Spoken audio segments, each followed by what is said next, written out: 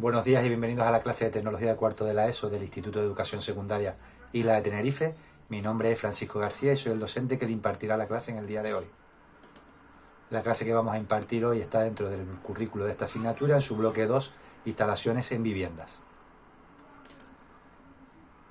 Lo que intentaremos ver en el día de hoy será una serie de conceptos básicos sobre la vivienda y su edificación, las diferentes instalaciones que componen una vivienda, la simbología que nos encontraremos en los planos y documentación técnica que se utilizará en la edificación o instalación, así como la normativa de aplicación, con la intención de que al finalizar la clase tengáis una idea generalista del contenido que se ha de impartir en este bloque.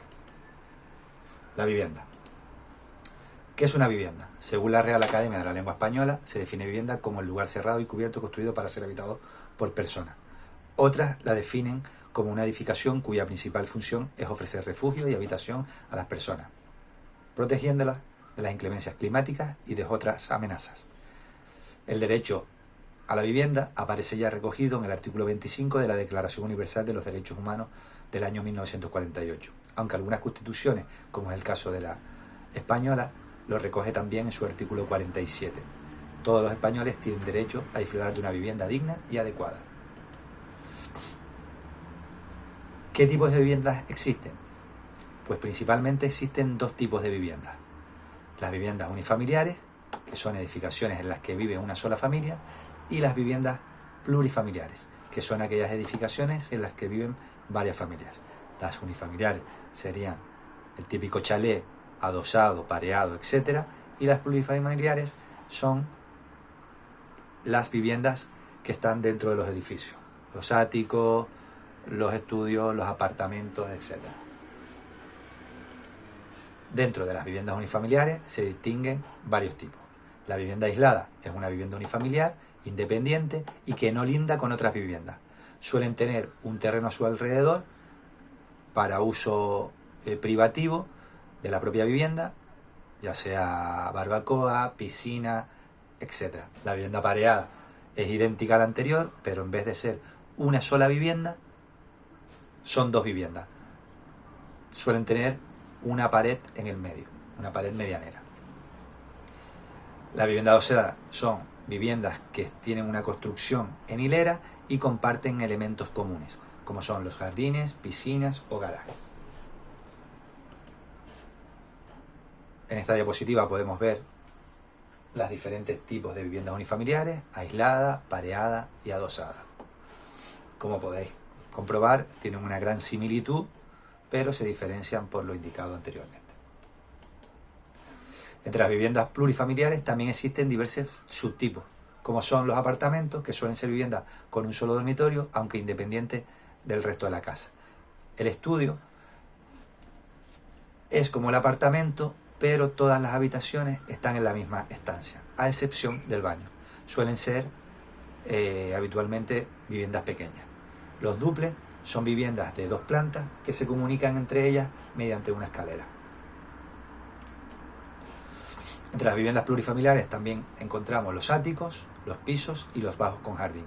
Los áticos son los pisos que se encuentran ubicados en la última planta de los edificios y destacan por una gran terraza, a veces incluso mayor que la propia vivienda. Los pisos son viviendas del edificio que suelen tener más de un dormitorio. Y los bajos con jardín son pisos situados en plantas bajas que tienen un jardín de uso privado.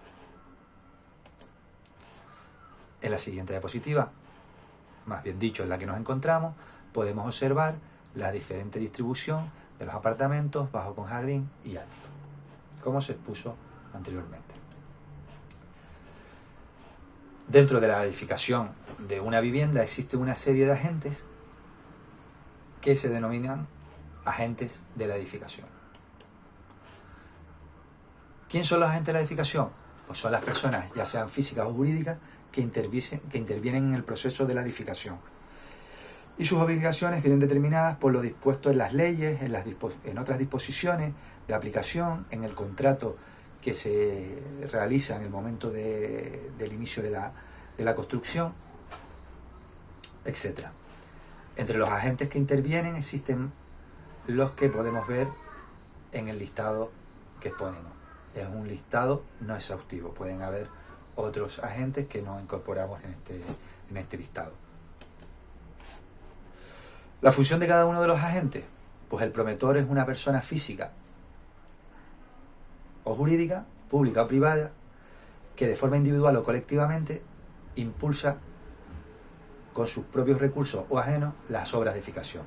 El proyectista es aquel que por encargo del promotor y sujeto a la normativa técnica y urbanística genera, o mejor bien dicho, redacta el proyecto. El constructor es la persona que contractualmente con el promotor tiene el compromiso de ejecutar con medios humanos y materiales propios ajenos las obras. El director de obra, pues es la persona que desarrolla la obra haciendo cumplir los aspectos técnicos, estéticos, urbanísticos y medioambientales de conformidad con el proyecto que lo define y de las autorizaciones que se han obtenido para la edificación. El director de la ejecución de la obra es un agente que dirige la ejecución de la obra y controla los materiales, así como la calidad de lo edificado.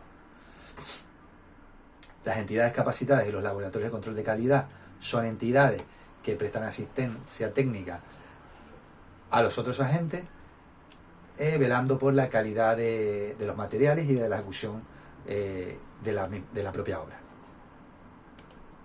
Los suministradores de productos son los fabricantes, almacenistas e importadores que proporcionan los productos de construcción a la obra, ya sea hormigón, carretillas, ladrillos, ferralla, etc.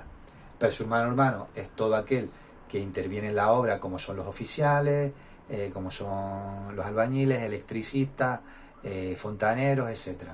Es decir, la mano de obra que ejecuta la construcción de la edificación.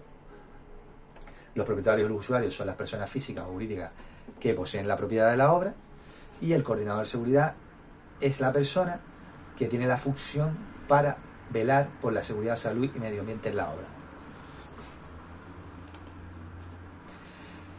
Hay que recalcar que para ejercer como algún agente, como fuera el proyectista, el director de obra, el director de ejecución de obra o el coordinador de seguridad y algunas de las profesiones dentro del personal humano, es decir, de la mano de obra, debes disponer de una titulación académica y habilitante. Si no tuvieras ni esa titulación académica ni habilitante, no puedes ejercer como el agente que se describe a continuación. ¿Tipos de vivienda? Pues tipos de vivienda, antes de definirlo, hay que decir qué es una vivienda. Los sistemas de vivienda, una instalación son los sistemas de distribución y recogida de energía o de fluidos que forman parte de la edificación. La mayoría tienen una misma estructura, partiendo desde una red pública de suministro, llegando a los hogares, pasando por un contador que mide el gasto y distribuye por una red interna hasta llegar al punto de consumo. Los tipos de instalaciones que existen, pues existen muchos tipos de instalaciones en una vivienda, pero las básicas y las más comunes en todas las viviendas, es decir, son la instalación eléctrica, la instalación de agua potable, la instalación de saneamiento y la instalación de gas. En el caso de la instalación de gas, puede ser prescindible si los elementos que se alimentan por este tipo de combustible son sustituidos por equipos eléctricos. Además de las instalaciones indicadas anteriormente, existen otro tipo de instalaciones, como son la instalación de calefacción, instalación de seguridad, interfono, televisión, internet y la instalación de domótica, además de otras instalaciones que no se nombran aquí. Estas instalaciones estarán en unas viviendas sí y en otras no, dependiendo pues de muchas cosas, como son la ubicación de la vivienda, el tipo de vivienda, si es un edificio unifamiliar, si es plurifamiliar, si el poder adquisitivo del propio propietario, la seguridad de la zona. Por ejemplo, en una zona cálida no merita poner una instalación de calefacción, sí merita poner una instalación de aire acondicionado. En una instalación donde tienes 3 comisarías cada 20 metros cuadrados, pues no parece lógico tener una instalación de seguridad, ¿vale? Pero pudiera requerirse si el propietario lo requiere. Instalación eléctrica. La instalación eléctrica es el sistema de distribución eléctrica que surge desde su generación hasta el punto de consumo de una vivienda. ¿Vale? Y dentro de una vivienda específicamente la podemos ver dentro de estos esquemas, en este esquema 3D y en este esquema unifamiliar. Una instalación eléctrica pues se compone de varios componentes, pues de los conductores, que se componen de, son los elementos que es donde se conduce la electricidad, y se distinguen entre la fase, el neutro y el conductor de toma de tierra. Visualmente se pueden identificar por su color. La fase puede ser de diferentes colores, de color negro, marrón o gris, dependiendo del punto donde se tomó la derivación individual. El neutro siempre es de color azul y la tierra siempre es bicolor. Es un cable amarillo con unas rayas verdes. Lo bueno que tienen este tipo de colores, pues que son reconocibles para los daltónicos. Es decir, no debería haber confusión para ese tipo de personas que presentan ese tipo de problema con la vista. Además, las viviendas deben de disponer de un contador, que es donde se mide la energía consumida, se suele medir en kilovatios hora. Un cuadro de control y protección, que es el lugar donde se encuentran los equipos que protegen a la instalación y a las personas, además de un elemento que controla el exceso de consumo de energía eléctrica. Vale, en este pequeño cuadro se puede ver los diferentes interruptores que hemos nombrado, el ICP, que es el interruptor de control de potencia, es decir, si yo tengo un consumo contratado con la compañía eléctrica de 5.000 vatios, pues el ICP estará instalado para que no se sobrepasen esos 5.000 vatios. En caso de que alguien empiece a consumir más, pues saltaría ese diferencial. Tendríamos el interruptor diferencial, que protege a las personas de contacto eléctrico, que está conectado a la tierra de la vivienda. En caso de que haya una derivación y tenga un contacto eléctrico con una persona, debería de proteger saltando dicha protección. Y tenemos los magnetotérmicos, que son los encargados de proteger a los equipos y a la propia instalación de posibles sobreintensidades o sobretensiones. ICP, interruptores diferenciales, por lo general suele haber uno por vivienda. En algún caso los diferenciales puede haber dos o más si tenemos zonas húmedas, piscinas, etc. Y los magnetotérmicos sí suelen haber varios. Bueno, suelen haber uno por cada circuito: circuito de potencia, circuito de alumbrado, circuito de piscina, circuito de aire acondicionado, tantos como circuitos tengamos. Otros elementos que tienen las instalaciones eléctricas son los interruptores, que son los encargados de encender y apagar luces, las tomas de corriente, que es el elemento donde conectamos los aparatos eléctricos, y los portalámparas, que son es el elemento donde introducimos la bombilla o el fluorescente o el LED, lo que fuera. A continuación pasamos a ver otro tipo de instalación, que es la instalación de agua potable y saneamiento. Aquí podemos ver el típico sistema de